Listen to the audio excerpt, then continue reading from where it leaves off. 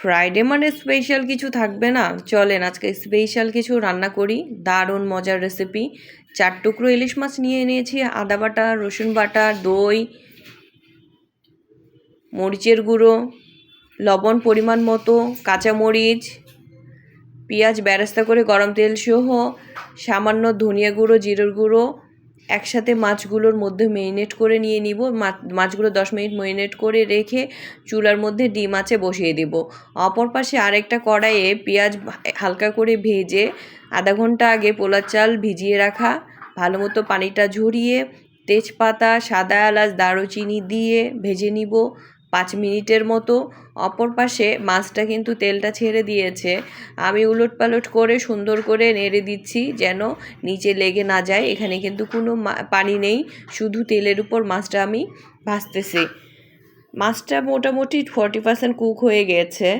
এখন আমি দিচ্ছি দুধ, গুঁড়ো দুধ একটু গুলিয়ে রেখে গরম পানির সাথে দিয়ে দিলাম। মাছটা আরও ভালো মতো করে কুক হয়ে যাবে, রান্না হয়ে যাবে। সুন্দর করে ঢেকে দিব আরও 10 মিনিটের মতো।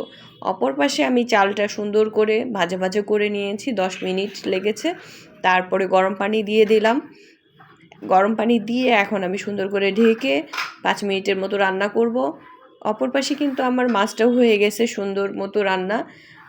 তেলটা পুরো ছেড়ে দিয়েছে, তেলটা মাছের উপরে ভেসে উঠেছে। যে পানিটা দিয়েছিলাম আমি সেটাও সিদ্ধ হয়ে মাছটা সুন্দর মতো করে টেনে নিয়েছে। আপনারা বুঝতে পারতেছেন আমি ইলিশ পোলাও রান্না করতেছি। খুব মজার একটা রেসিপি, বাসায় ট্রাই করতে পারেন বন্ধের দিনে পরিবারের সবাই মিলে। আলহামদুলিল্লাহ খুব ভালো লাগবে। পোলাওটা হয়ে যাওয়ার পরে এখন আমি ইলিশ মাছের যে তেলটা ছিল সেটা আমি ঢেলে দিলাম। তারপরে আস্তে আস্তে করে ইলিশের টুকরোগুলো পোলাওর উপরে দিয়ে দিলাম। এখন আমি আধা ঘন্টা দমে রাখবো। আধা ঘন্টা দমে রাখার পরে আমি ইলিশটা আবার আস্তে করে তুলে সুন্দর করে তুলে নিয়েছি। ঝোলটা যেটা ছিল এখন পোলাওর সাথে আমি সুন্দর করে মিক্সড করেছি। মিক্সড করে এরকম একটা লুক এসেছে, খুব সুন্দর একটা স্মেল এসেছে। আপনারা চাইলে ঘি দিতে পারেন।